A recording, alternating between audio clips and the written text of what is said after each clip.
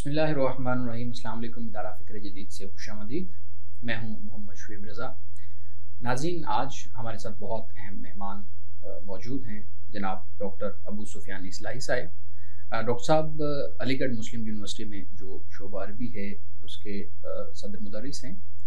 आजकल पाकिस्तान आए हुए हैं, तो हमने गनीमत जाना कि हम डॉक्टर साहब का जो वक्त है वो उनसे लें और उनसे कुछ अहम मौज़ूआत पे गुफ्तगू करें। डॉक्टर साहब अस्सलाम वालेकुम। वालेकुम सलाम। कैसे हैं आप? अल्लाह का। कैसा रहा पाकिस्तान का सफ़र और यहाँ पे जो दिन गुजरे हो? जनाब अली, दिन तो बहुत अच्छे गुजरे और आप लोगों ने मेरी ज़ियाफ़त पर भी खासी तवज्जो बरती है। और एक चीज़ मैं क़ैलूला ज़रूर करता हूँ, लेकिन अगर मुझे मसरूफ़ रखा जाए तो मुझे इंतहाई मसरत होती है। अच्छा। लेकिन अगर मुझे मेरा वक्त कोई ज़ाय करता है या कभी फ़र्ज़ कीजिए कि घर में मैं हूँ और कुछ मेरे पढ़ने के नहीं आ जाए तो मैं परेशान रहता हूँ। और मेरी मोहतरमा तो ये कहते हैं कि जब आप कम पढ़ते हैं और घर के काम ज़्यादा हो जाए तो आप टेंशन में रहते हैं। तो पाकिस्तान के लोगों ने मुझे मसरूफ़ रखा, और अगर मैं कहूँ कि सबसे ज़्यादा अगर कोई चीज़ मुझे अजीज़ है तो मसरूफ़ियत और मशगूलियत मुझे अजीज़ है, जो यहाँ मुझे आने के बाद मेरे सामने खड़ी होती है। बिल्कुल। अच्छा, ये बताइएगा, इल्मी जो अहबाब हैं, अहले फ़िक्र हैं, अहले दानिश हैं, उनके साथ आपकी मुलाकात रही पाकिस्तान में। आप पहले भी पाकिस्तान में आते रहते हैं। क्या फ़र्क महसूस करते हैं कि जब आप पहले कुछ फ़र्ज़ करें 10 साल पहले या 5 साल पहले आप आए थे और अब आए हैं, इल्मी हलकों के दरमियान इस जो टाइम पीरियड है, ये जो वक्फ़ा है, इसमें कोई तब्दीली महसूस करते हैं या जो पहले चीज़ महसूस होती थी अभी भी वही महसूस है? डॉक्टर साहब, ये महसूस तो करता हूँ कि जब भी आता हूँ तो मुझे ऐसा महसूस होता है कि इल्मी एतबार से, फ़िक्री एतबार से, मुताले के एतबार से एक ज़ीना थोड़ा सा पाकिस्तान के गिराफ गिरता हुआ मुझे नजर। अच्छा, आप उस ग्राफ को गिरता हुआ देख रहे थे? गिरता हुआ मुझे नजर आ रहा है। अच्छा। हाँ, तो ये मेरा एहसास है। हो सकता है कि इस एहसास से कुछ इख्तिलाफ भी हो सकता है। लेकिन पहले जब मैं यहाँ आता था और बड़े बड़े लोगों से मेरी मुलाकात होती थी, मसलन मेरी मुलाकात सिब्ते हसन से होती थी। एक बड़ा आदमी था, मेरी मुलाकात एक बहुत बड़ा शायर नाक़िद कमर जमील है, उनसे मेरी मुलाकात होती थी। और फिर मेरी मुलाकात खुर्शीद अहमद से अब तो नहीं होती है। मैं चाहता हूँ कि पाकिस्तान में अनीस अहमद जैसे लोग इंसान, चूँकि अभी पिछले 4 साल पहले कुछ आपके यहाँ एक इंटरनेशनल कॉन्फ्रेंस थी और उसमें अंग्रेज़ बहुत आए थे, दुनिया के पढ़े लिखे लोग इस्लामाबाद में आए थे और मैं भी वहाँ था। तो एक सेशन की सदारत अनीस साहब की ज़िम्मे थी। ठीक है। तो किसी अंग्रेज़ ने, मुस्तशरिक़ ने कुछ इस्लाम के हवाले से, मौसीक़ी के हवाले से कुछ बातें कहीं और रिलेट किया दोनों को, जो एक गैर मुनासिब किस्म की बात थी। और वहाँ पर अनीस अहमद साहब ने जो सदारती तकरीर की है, अंग्रेज़ी में उनकी तकरीर थी, ये अक्सर उससे मुझे अंदाज़ा हुआ कि आदमी पढ़ा लिखा कितना है। तो मैं ये चाहता हूँ कि पाकिस्तान में अब मेरी मुलाकात मुशफ़िक़ ख्वाजा से हुआ करती थी, मेरी मुलाकात सलाहुद्दीन मुदीर तकबीर से हुआ करती थी। जनाब डॉक्टर साहब, ये सब लोग बड़े साहिब ज़ुबान थे। मुश्ताक यूसुफ़ी से मेरी मुलाकात होती थी, मुख्तार मसूद से मेरी मुलाकात होती थी, मोहम्मद ज़ाकिर अली ख़ान से मेरी मुलाकात होती थी। तो एक बड़ा पाकिस्तान, ये लोग पाकिस्तान के दिमाग हैं। मैं आपसे बताऊँ, बिल्कुल सही दिमाग हैं, ज़हन है। तो इसीलिए बार बार मैं कहता हूँ, जो हमारे मदारिस के बच्चे हैं, अदब को पढ़ो, जो अदबी शख्सियात हैं उनको भी पढ़ो। जब तुम्हारा अदब नहीं अच्छा होगा तो कुरान, जो दुनिया की सबसे बड़ी अदबी किताब है, उसको पढ़ के समझ नहीं सकते हो। बिल्कुल सही। मौलाना अमीन हसन इस्लाही जो कुरान को समझते हैं, या तदब्बुर कुरान जो लिखी है, चूँकि बेसिकली वो अदीब है। और मुश्ताक यूसुफ़ी साहब की लाइब्रेरी में इसी तरीके से बैठा था और मैंने देखा कि निज़ामुल कुरान वहाँ रखी हुई है। मैंने उनसे पूछा, ये किताब क्या आपने पढ़ी है? कहने क्यों भाई, इस लाइब्रेरी में उस किताब को रखता हूँ जिसको पढ़ता हूँ, जिसको पसंद करता हूँ। तो उन्होंने सब जो बात कही, میں نے کہا کہ اس کتاب کے پڑھنے سے نظام القرآن کے مطالعے سے کیا اہم چیز آپ نے سیکھی؟ کہنے کہ تم کو 2 لفظ میں بتانا چاہتا ہوں. تم سے کوئی پوچھے گا تو تم یہ کہو کہ مولانا فرائی بہت بڑے مفسر ہیں لیکن وہ سب سے بڑے ادیب ہیں. ان کی تفسیر کو پڑھو، اس میں تفسیری مسائل کم ہے، ادبی مسائل زیادہ ہیں. بالکل صحیح. میں نے کہا یار کتنی خوبصورت اس میں بات کہی. بالکل ٹھیک ہے. جی ڈاکٹر صاحب بتائیں. جی بہت شکریہ. اچھا، آپ کو لگتا ہے کہ یہ جو علمی گراف ہے وہ دن بدن گرتا جا رہا ہے، یہ آپ کا آبزرویشن ہے؟ ڈاکٹر صاحب، ہم جو جدید علم الکلام ہے اس پہ میں ایک بات آپ سے پوچھنا چاہوں گا.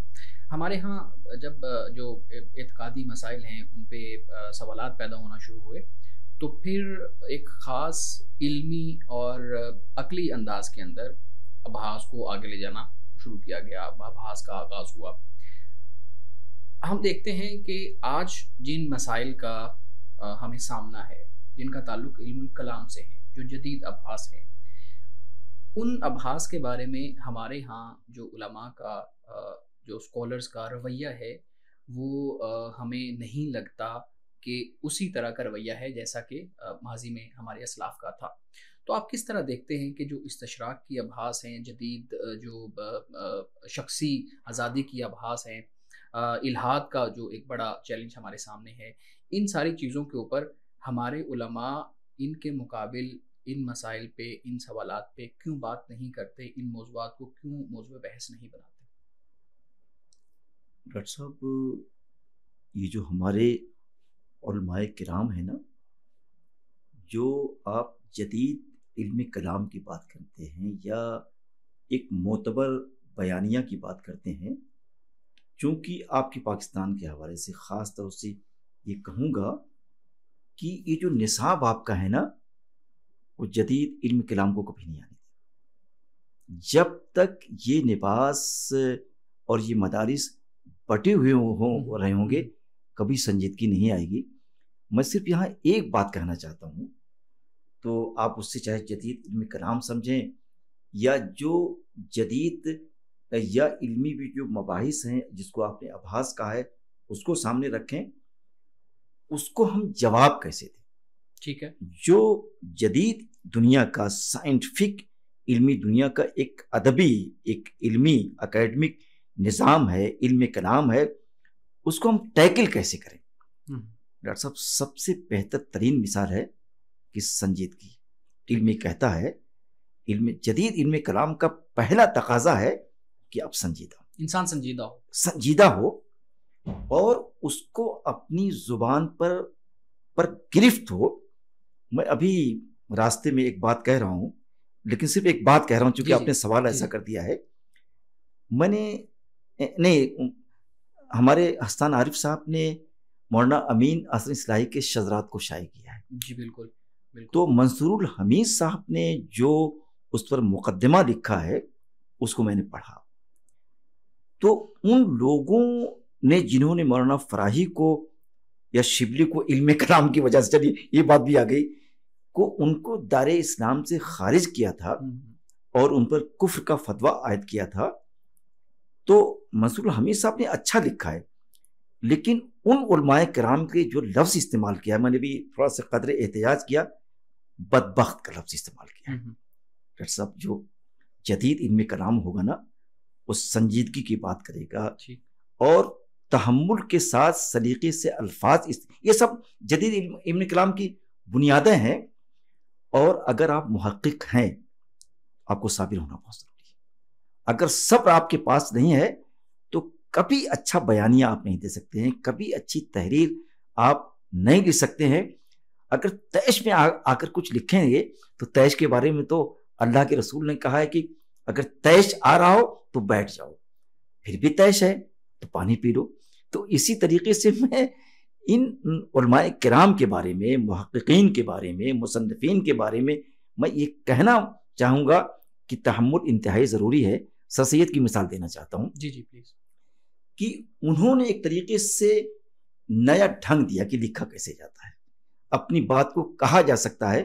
دیکھیے، ہندوستان میں 2 لوگوں نے نیا بیانیہ دیا ہے، نیا علم کلام دیا ہے. ایک تو شاہ صاحب ہیں اور دوسرے سر سید ہیں.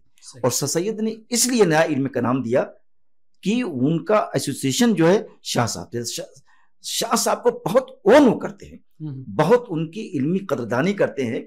میں ایک مثال دینا چاہتا ہوں کہ جب سر سید نے خطبات احمدیہ لکھی تھی تو ہندوستان کے جن لوگوں نے کتاب کو پڑھا تھا، ولیم میور کو سوائے گالی دینے کے، دشنام ترازی سے پیش آنے کے کوئی کام نہیں کیا تھا۔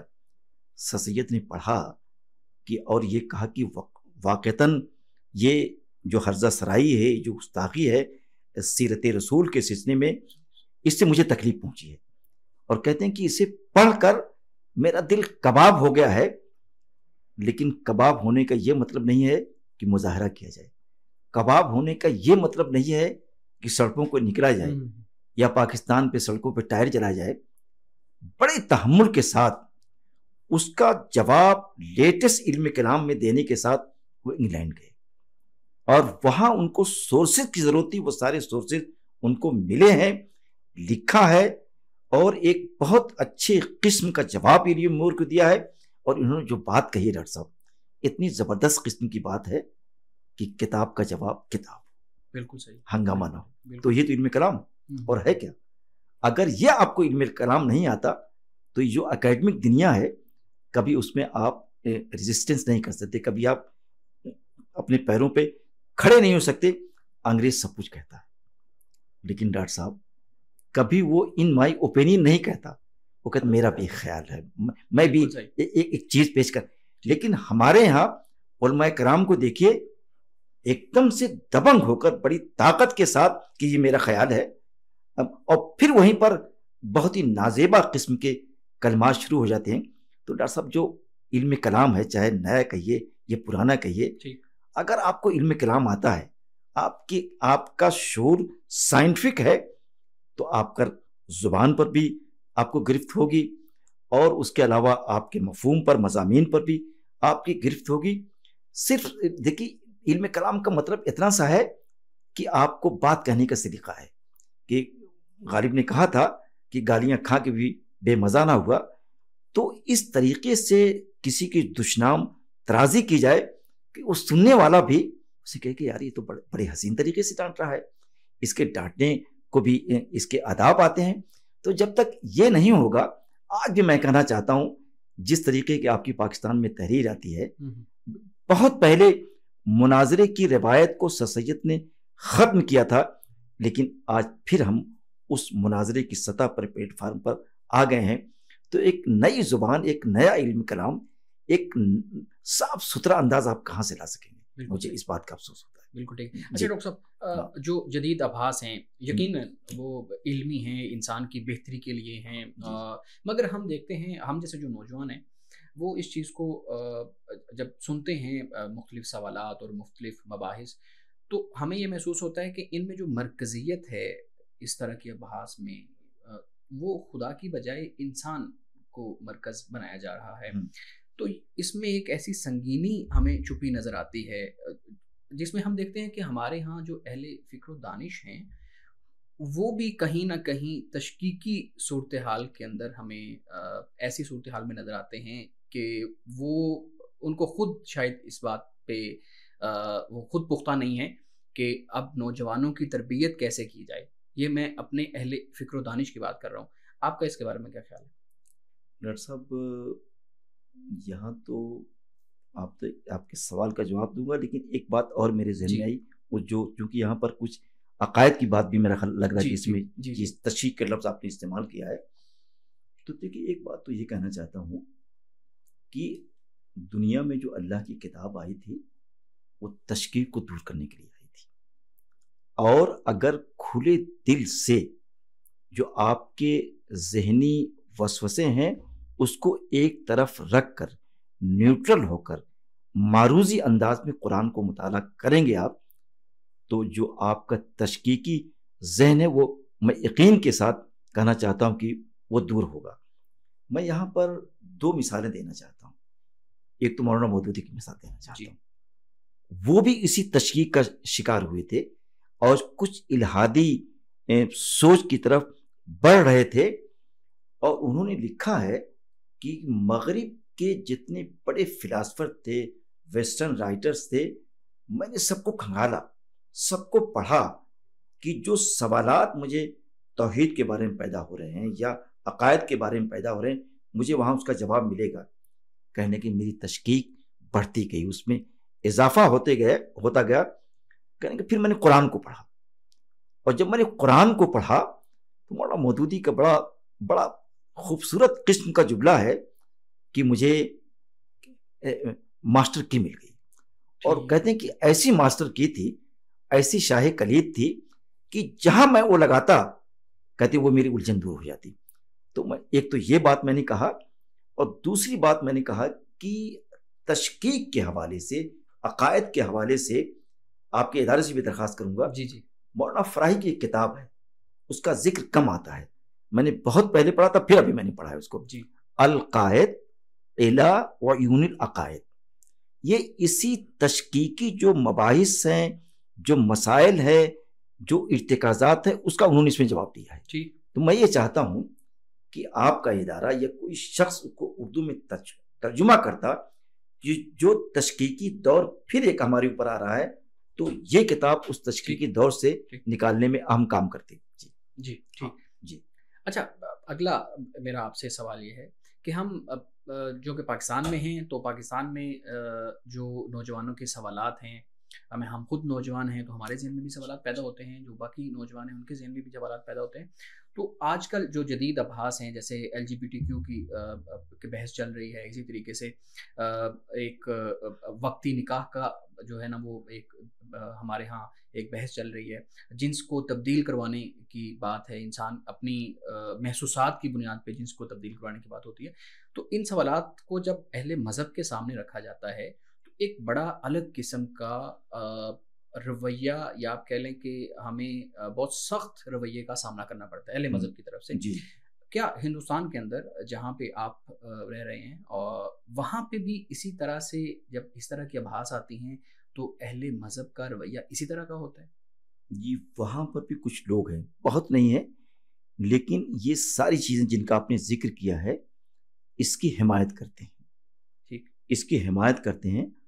تو ڈاکٹر صاحب، اس کی حمایت جو کرنے والے ہیں، جو بنیادی عقائد پر اٹیک ہو رہا ہے، اس کا آپ کی ذمہ داری اس کا جواب آپ دیں، اس کو مطمئن آپ کریں. جی بالکل. اگر آپ مطمئن نہیں کریں گے تو اس طریقے کے سوالات پیدا ہوتے رہیں گے. تو نہ صرف مسلمانوں کے بارے میں کہہ رہا ہوں، بلکہ آپ کا یہ فریضہ یہ ہے کہ اس طریقے کی بحثوں میں جو دوسرے ادیان کے ماننے والے الجھے ہوئے ہیں، آپ کا کوئی ایسا رویہ ہونا چاہیے. جیسے آپ بار بار یہ کہتے ہیں کہ اسلام دینی فطرت ہے، تو وہ جو دینی فطرت ہے نا، کہ وہ دینی فطرت ہے کہاں پر؟ ان سارے مسائل میں اس کو لانا پڑے گا. جی بالکل لانا پڑے گا. تو وہ جو دینی فطرت ہے نا، جو فطرت کی بات کرتا ہے، جو نکاح کی بات کرتا ہے، جو اور ساری باتیں کرتا ہے، تو آج کے زمانے کے لحاظ سے اگر آپ جواب نہیں دیں گے تو یہ فتنے اٹھتے رہیں گے اور اسلام کے ماننے والوں پہ اعتراضات ہوتے رہیں گے. تو ضروری یہ ہے کہ آج کوئی ایسی تفسیر لکھی جائے. میں حدیث کے بارے میں کچھ نہیں کہوں گا، لیکن مفسرین کی ایک جماعت ہو، اس میں ڈاکٹرز بھی ہوں، اس میں سائیکولوجی کا ماہر بھی ہو، طب بھی جانتا ہو، یعنی پورا بورڈ ہو، ٹھیک، اور مسلمانوں کا پڑھا لکھا بورڈ ہو. اس طریقے کا اسلامیات نہ ہو جیسے پاکستان میں کہ ان کو عربی نہیں آ رہی ہے. ان لوگوں کو اپنا سبجیکٹ آتا ہو پلس ان کو عربک بھی آتی ہو، اس کے بغیر نہیں لکھ سکتا ہے. تو یہ سارا بورڈ ابھی تک اس پر کام نہیں ہوا ہے. تو ایک ایسا بورڈ ہو جو مل کر ایک ایسی تفسیر لکھے، اور جو عصر حاضر کے نئے مسائل ہیں، جو نئی تحدیات ہیں، چیلنجز ہیں، ان کا جواب دے سکے.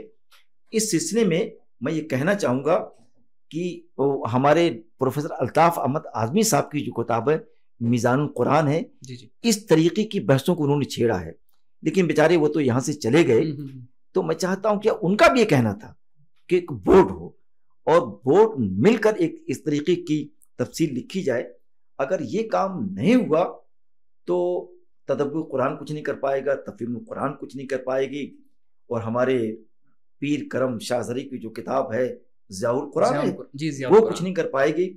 تو اور طاہر القادری صاحب کی بھی کوئی تفسیر ہے صحیح میں نے دیکھا ہے، اور سورہ فاتحہ کی جو تفسیر میں نے دیکھی ڈاکٹر صاحب، جو میں نے پڑھا کہ تو ایسے ایسے نئے علم کلام لے کر آئے ہیں کہ یقین جانیے مجھے بہت تکلیف ہو رہی تھی. تو بہرحال تو میں نے ایک بات جواب آپ کا دیا. جی. اچھا، آپ نے بورڈ کی بات کی ہے.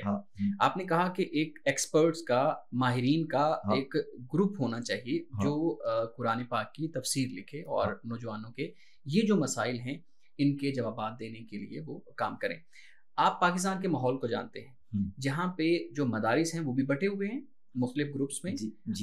مختلف ہم اس کو فرقہ کہہ لیں، مختلف جو ہے نا وہ نقطۂ نظر ہے ہر ایک کے، اور اپنے اپنے گروپس کے اندر رہ کے وہ کام کر رہے ہیں. یوں محسوس ہوتا ہے کہ وہ شاید اپنے ہی گروپ کے لیے کام کر رہے ہیں. بالکل صحیح فرمایا. تو اس صورتحال میں یہ جو آپ کی رائے ہے یہ پاکستان کے ماحول میں کیسے اپلیکیبل ہے؟ آپ کو لگتا ہے کہ اس طرح ہم کوئی بہتر کام کر پائیں گے؟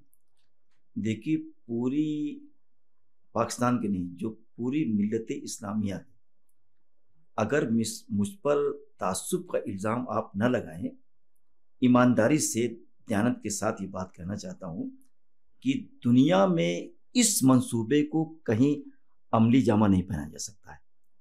اگر علی گڑھ مسلم یونیورسٹی کو یہ پروجیکٹ آپ دیں گے تو وہاں کے بہت سے ایسے سائنسداں ہیں جو سائنس بھی جانتے ہیں، جو عربک بھی جانتے ہیں. ٹھیک ہے. ہر فیلڈ کا آدمی کہیں سے آپ کو لانا نہیں ہوگا، اسی یونیورسٹی میں آپ کو مل جائیں گے. اور تمام چیزوں کے باوجود وہاں پر آج بھی اس طریقے کی فرقہ واریت، اس طریقے کا مسلکی تصادم نہیں ہے. اگر یہ پروجیکٹ ملت اسلامیہ علی گڑھ مسلم یونیورسٹی کو دیتی ہے تو میں یقین کے ساتھ کہنا تو یہ چیز پوری ہو جائے گی. لیکن ہندوستان میں نہیں ہو سکتی، پوری دنیا میں کہیں نہیں ہو سکتی. تھوڑا سی دنیا میرے سامنے عالمی اسلام ہے، سعودی عرب کا کچھ اور اسلام ہے، قطر کا کچھ اور اسلام ہے.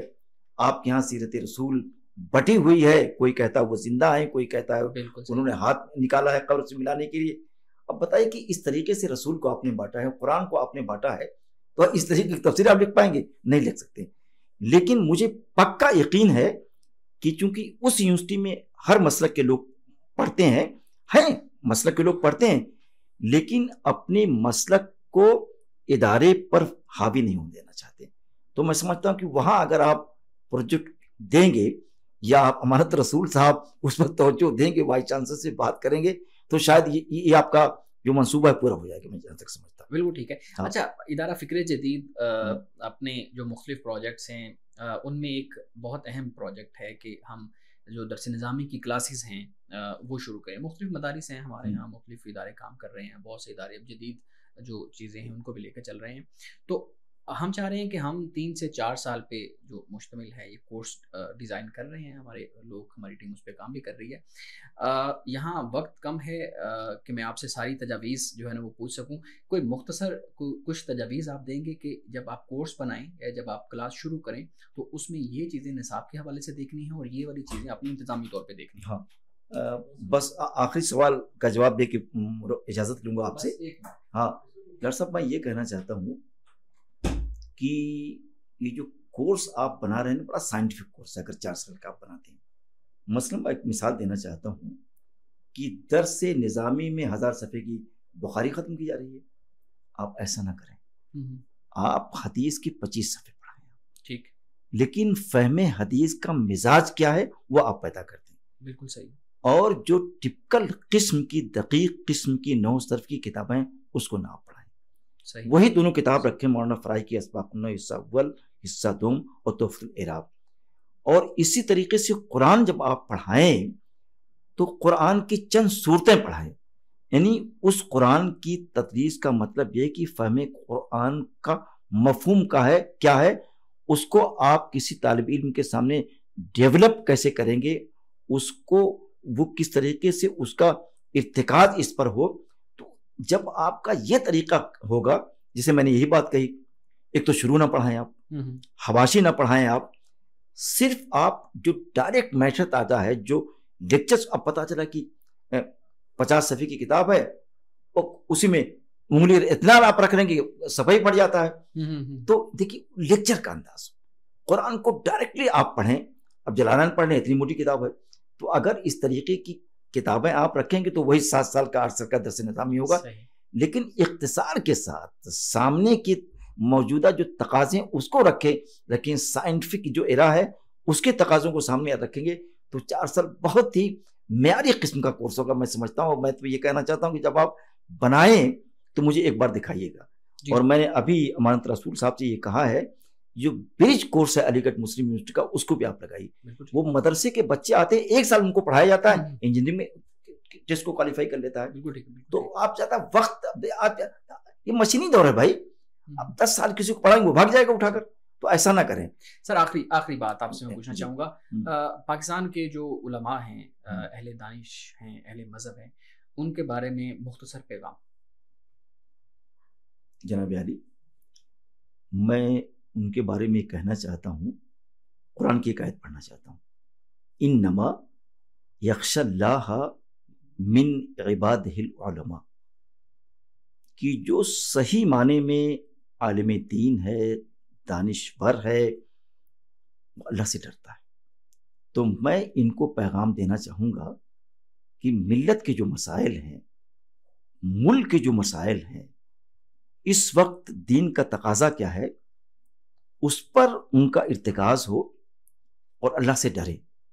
جو ان کی اپنی ذاتیات ہیں جو ان کی ذاتی خواہشات ہیں اتباع نفس ہے ان تمام چیزوں کو بالائے طاق رکھ کے اپنے مسالک سے خود کو آزاد کر کے بلکہ خود فراموشی بھی ہو اور ملت کے ڈیولپمنٹ کے سلسلے میں اس کی تہذیب کے سلسلے میں اس کی ترقی کے سلسلے میں اس کی علمی افلاس کو دور کرنے کے سلسلے میں ہم کیا کر سکتے ہیں یہ یہاں کے علماء کرام کو یہ کرنا چاہیے.